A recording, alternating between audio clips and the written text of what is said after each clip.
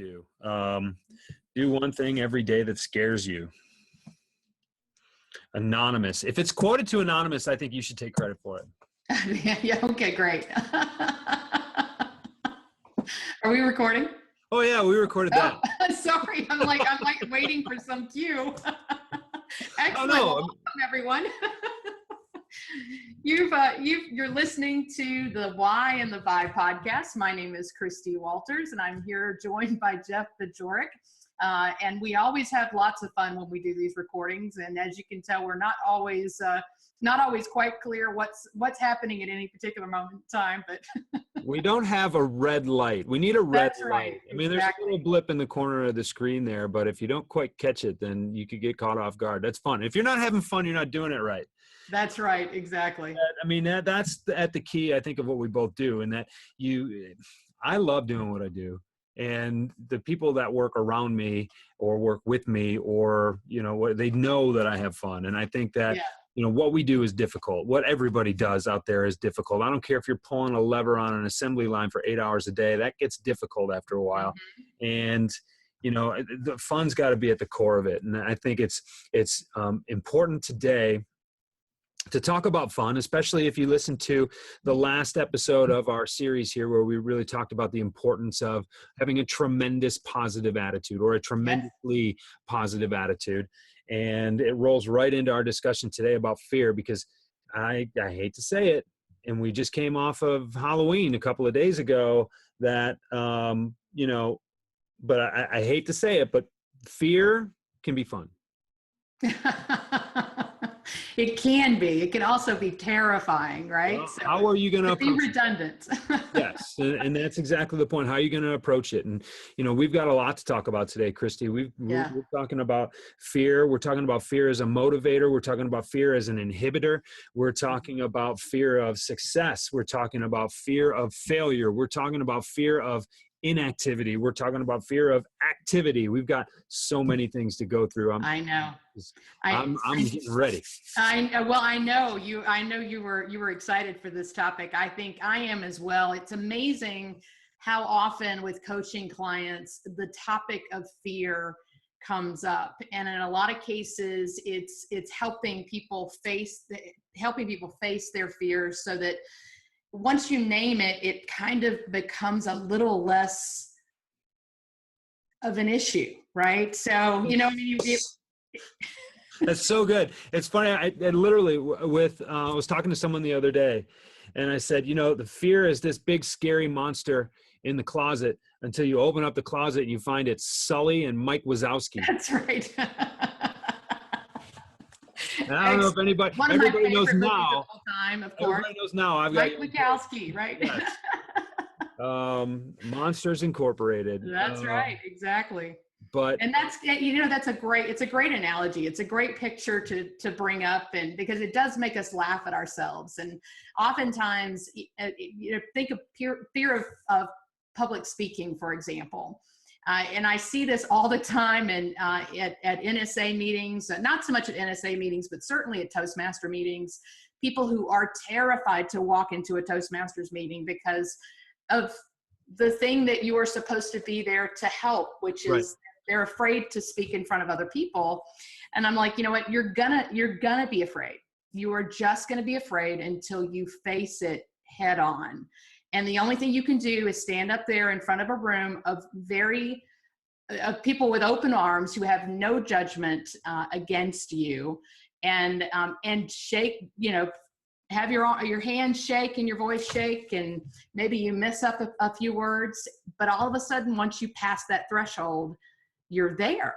So it's an amazing thing. And I do love this quote that I put into the production worksheet, which is, you do one thing every day that scares you. And I think that is such it does say anonymous. I won't take credit for it because I do know that there are many people out there that say it, but I think it is so true that, fear is an incredible motivator, because it's what kept us safe when we were running from predators. When we were trying to protect ourselves from natural disasters. It's instinctually, it is built into our psyche. Yes. And so fear is not a bad thing, but in today's age, fear can be a barrier if you allow it to be. And it is 100% a choice. Well, fear's not a bad thing. Yep. It's not always a good thing. That's right. And it's funny, I've always said that people fear public speaking more than they fear death. That's because Yeah. after a bad talk, you have to live it down. Right. But and relive it. But or until you give another talk. See, well, you have but to give that's enough out there so that people forget. that's exactly the point. And you know, I mean, they say this in baseball, you know, a baseball closer, the guy who comes in and pitches to finish off the game. Sometimes you're going to be on, sometimes you're not going to be. But I'll tell you what, you get roughed up in the ninth inning and lose a ball game, you still have a responsibility to go out there the next night. And you've got a responsibility to have a short memory. Mm-hmm. You know, fear's it can be a real motivator. It's more demotivating sometimes. And I think what we have to do is realize that we've evolved past most of the reasons for this kind of primordial fear. Right. You think about the way our brains have been structured and wired through evolution, right? And from a very primitive space where that fight or flight reflex or response comes from, there are things that we are naturally intrigued by and naturally frightened by that we no longer have to be frightened of. There's no saber-toothed tiger anymore. Right. And every once in a while, you know, you're on safari, you know, and then you kind of tap into that, which is actually part of the fun. And how many people go to horror movies and thrill rides and theme parks and everything to tap into it? So there's very clearly a lot of power in it, but I think sometimes we give it more power than it deserves. And we talk about, especially at a Toastmasters meeting, right? Logically, we think that everybody in this room is here for the same purpose. We've all got the same goal.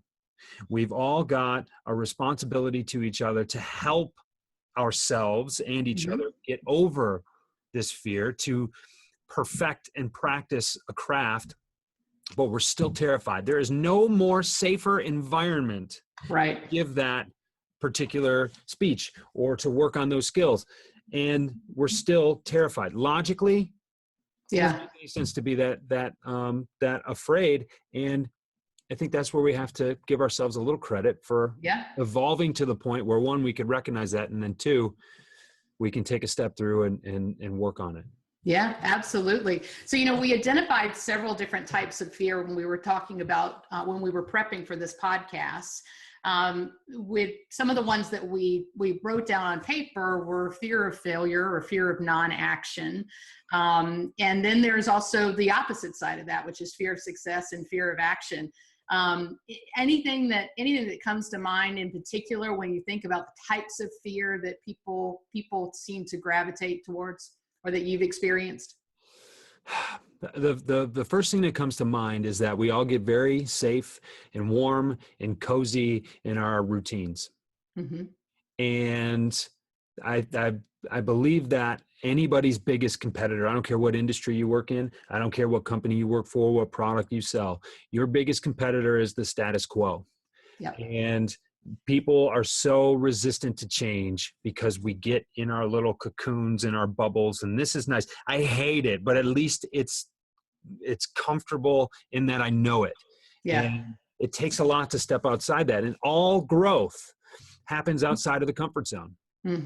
And so I guess that's probably my biggest remark when it comes to fear, because all of those things, fear of, well, what happens if I do it? What happens if I don't do it? What happens if I fail? Oh my gosh, what happens if I succeed?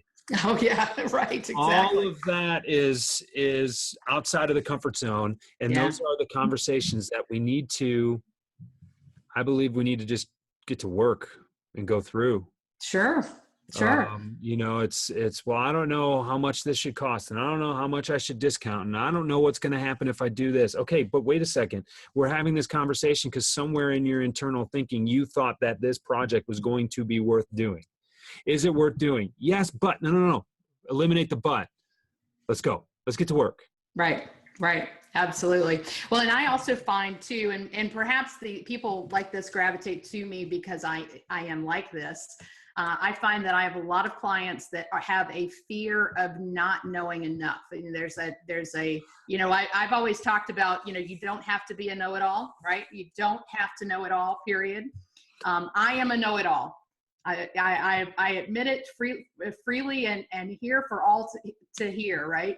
But I feel like I need just a little bit more information. I need a little bit more education. In my career, I always equated that with another certificate or a degree or, you know, some sort of irrefutable evidence that I know what I'm talking about, right? So I have a very distinct fear of being found out, that someone might figure out that I'm not all that. It's called imposter syndrome. It is called imposter syndrome. That's right. And it is such a real issue for overachievers. And I find more clients now than I ever anticipated that have that problem. And I'm sure you've experienced the same. I just, for a second there, I thought you were working with my clients. Which immediately brings to mind, there's a book that came out a couple of years ago from one of my personal heroes, Seth Godin, who put out a book, as he does on a regular basis, which is essentially a compendium of all of, well, not all of, but some selected articles that he writes. He writes a blog every day. Some of those blogs are 1,500 words. Some of them are 15 words. But the book that he put out was entitled, "What You Gonna Do with That Duck?"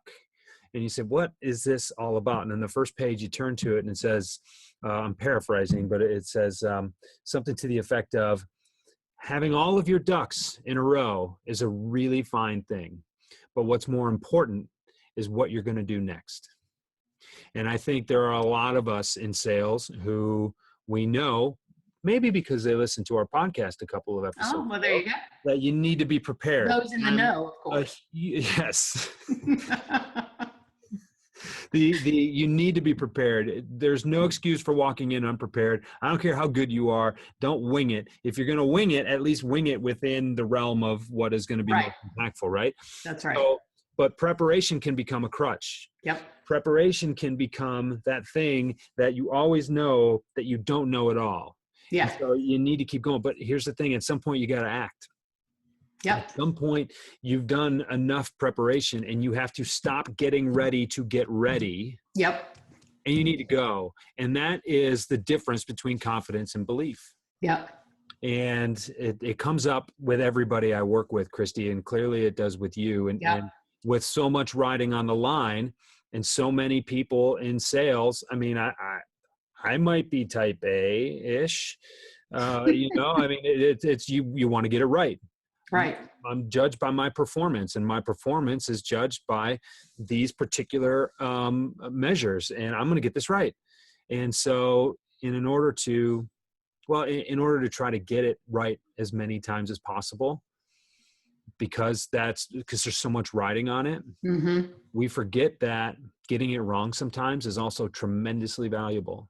Right. Absolutely, because you're learning every time. In fact, I had an interesting discussion yesterday with our financial advisor, and one of the things that we talked about, and obviously we're reviewing things with the business, the things with personal finances as well, and and he told a story about, you know, having conversation with his dad, where he was, you know, he felt like he'd made a major mistake, and, you know, it cost him a lot of money, and, you know, he'd invested in the wrong thing. And he's like, Dad, I've just really messed things up. And he said, did you learn anything from this experience? And he goes, oh yeah, I'll never do this. I'll never do that. I'll never do this. And he goes, well, I guess that was a very expensive education.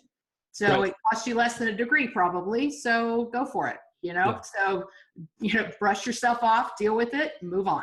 Well, I mean, how many times have you worked with a client and they say, well, you know, I've had this conversation. What's the best way for me to follow up with this person? I just had a great conversation. I said, well, how did they tell you to follow up with them? Then over the phone, you can hear their face hitting their forehead, or I'm sorry, their palm hitting themselves in the face on the forehead. And it's like, I should have asked that, shouldn't I? Yeah. Yeah. And I said, well, but you know what? You'll never make that mistake again. Right. You're going to look every day, you're going to look in the mirror and you're going to have this red face, face palm print, right? I mean, it figuratively, obviously. And you're going to remember that. It's going to be indelible. And the best part about making a mistake, if you really make a good one, is that you'll never make it again. Yeah. And it really, there's so much in there in terms of guidance and personal development and growth when it comes to that stuff. It's failure is okay. I tell my clients, please go fail. Yeah. And they look at me and I say, okay, now that I have your attention, let me say that again, please go fail. Mm-hmm. And And that's true for individuals and companies. And I think companies have to do that sometimes too. You really have to, approach a program or a product or, whatever it may be with gusto. And sometimes if you're innovative enough, you're gonna fail, right? That's the idea.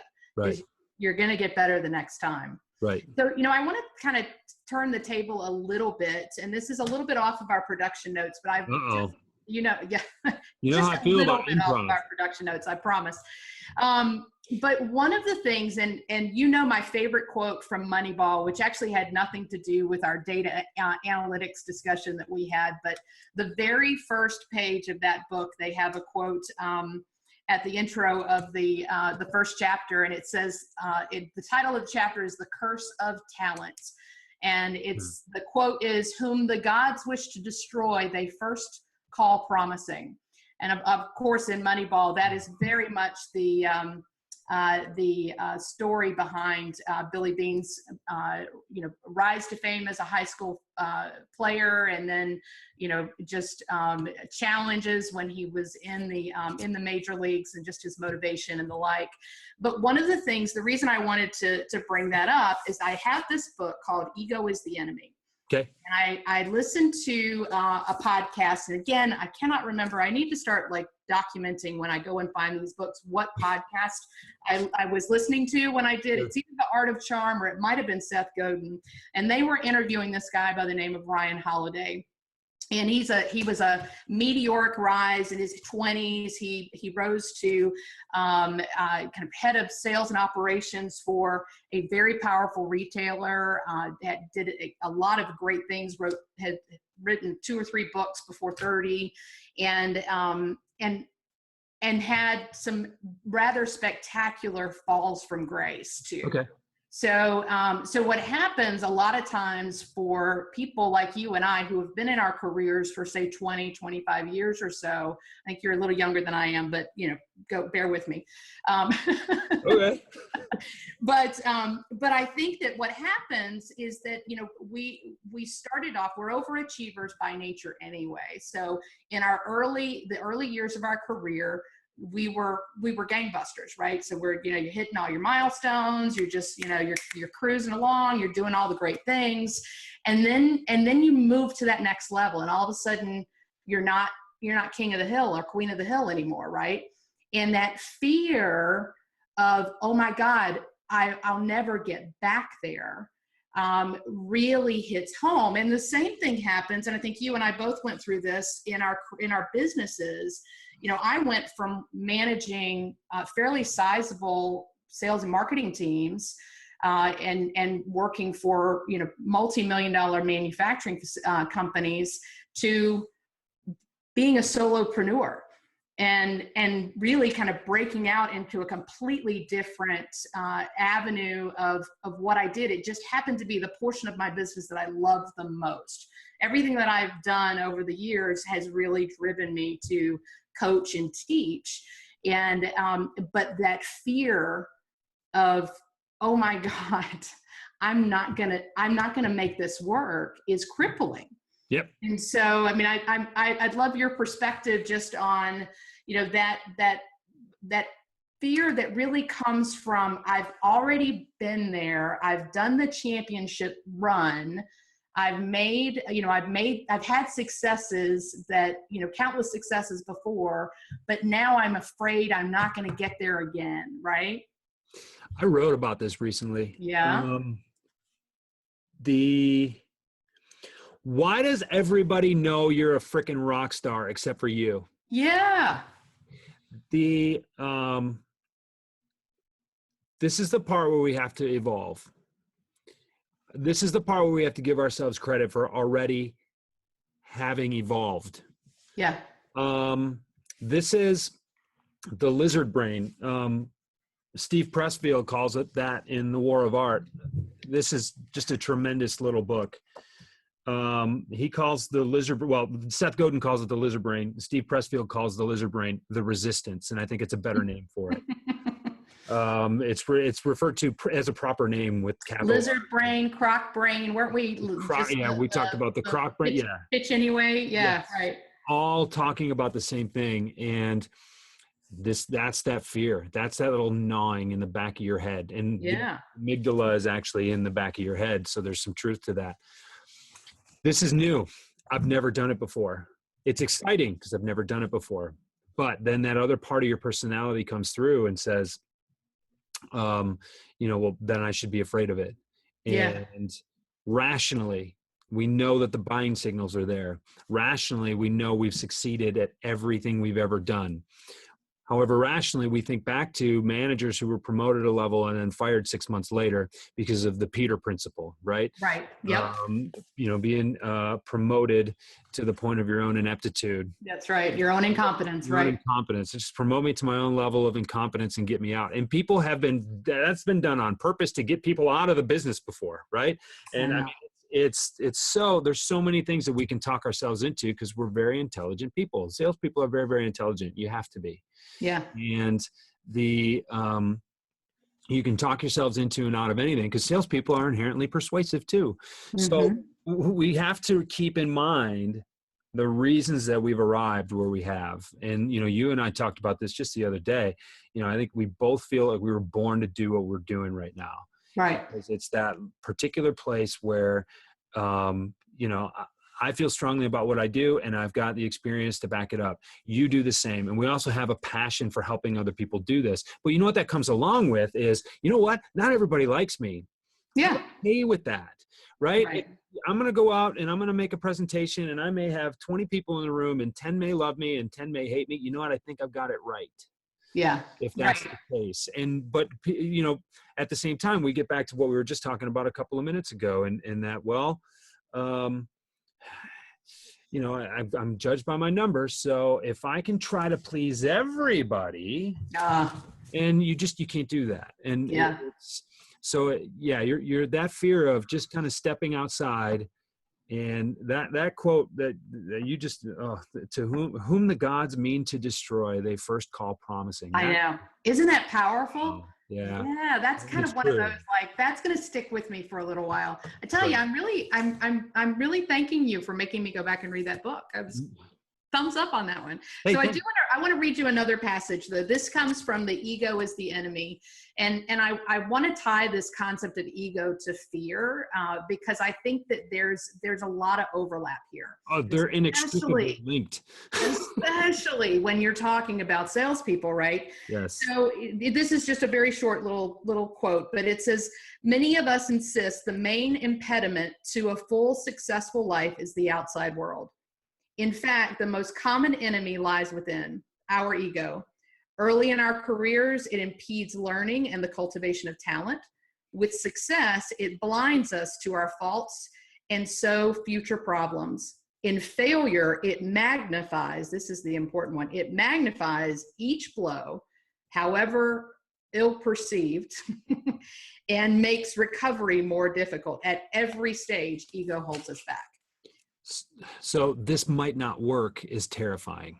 Yes. The flip side to this might not work is it may be perfect. Yeah. And dancing on that edge. And that's where, and this is where it's helpful that Seth Godin shows up in my inbox every morning, sometime around 6 a.m., that there's always something along those lines. There's always, if he's done nothing else, he's been supportive for those people who are on the edge. Yeah.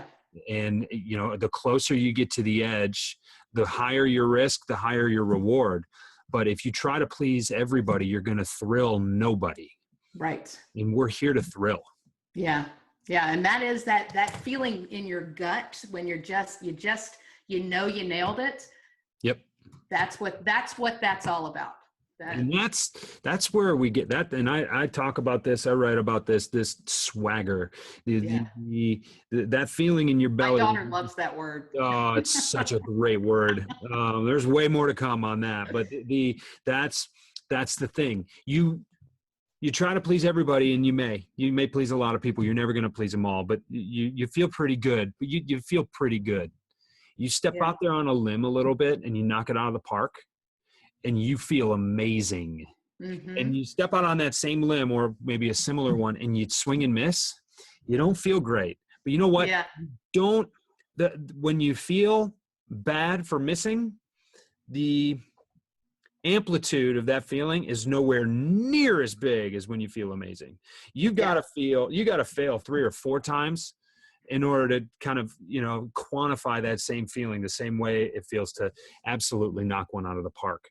Yeah, you bet. And it's so special. And so many people are afraid to tempt that because we're taught from an early age. And think about it, even in school, we're taught in school just to get everything right. Mm-hmm. We're not taught to learn. We learn things the way that they're taught so we can get everything right on the test. It's like the worst question in the world is when someone in the back of the room raises their hand and says, "Is this going to be on the test?" Well, no. Yeah. Well, great. I can tune out now. I mean, I'm not going to lie. I got through some courses in college that I wasn't particularly interested in because I knew how to take the test. Okay, good. But what are we here to do?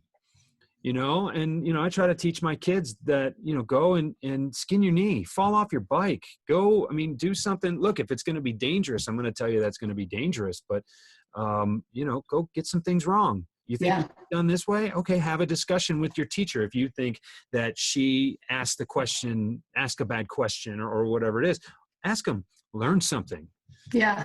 That's in this podcast is called The Why and the Buy. If you can ask why that question was asked in that way, you're going to learn more than just going to the back of the book and looking in the math, in the appendix in the math section for the right answer and then writing it down. That's exactly right. What are we trying to do? That's right. So, we've got just a few more minutes here. I want to talk a little bit about the good side of fear. Oh, so please. We've talked about several different types of fear here, but fear is, as we said in the beginning, it's an incredible motivator. It's an incredible focuser. And it really, for me, fear of not being prepared makes me over-prepare to the nth degree. And I've learned, thankfully, over the years to mitigate that and be comfortable not knowing everything. And it makes me much more comfortable in meetings as a result. So all of my know-it-alls out there, sometimes not knowing is a bigger comfort than knowing and trying to always show that you know. And it's a lot easier to focus on the customer than on showing that you know your stuff. And not, just as a quick sidebar too, when you really don't know something, to authentically and genuinely say, we should work on tackling that together. Yeah. That's a great question. It's a great problem to be able to find solutions for. I'm not going to sit here and tell you that I know it all. I think I know a lot of things, but I don't know it all. Now, all of a sudden, there's a certain amount of vulnerability there that makes you that much more connectable, if that's the word. I don't like to associate with robots. I don't like, so there's a lot of power there, but I don't want to derail you too far. Go ahead. Yeah, no, that's my biggest, that's what I see as the good side of fear is that it focuses me in a way that nothing else can. So what about you? What do you think from a good side of fear perspective? I think that the presence of fear, or the presence of the resistance, if you will, reminds me that I'm on the right track. Yeah. I think that as soon as that's gone, as soon as I'm totally operating in my comfort zone, I know I'm not growing anymore. I don't know if there's ever going to be a day when I don't want to grow. I hope there isn't. Yeah. But at this point, there's a new challenge. Do you think that you can take this on? Yeah, I think I can. All right. Well, it's not going to be easy, but it requires me to grow.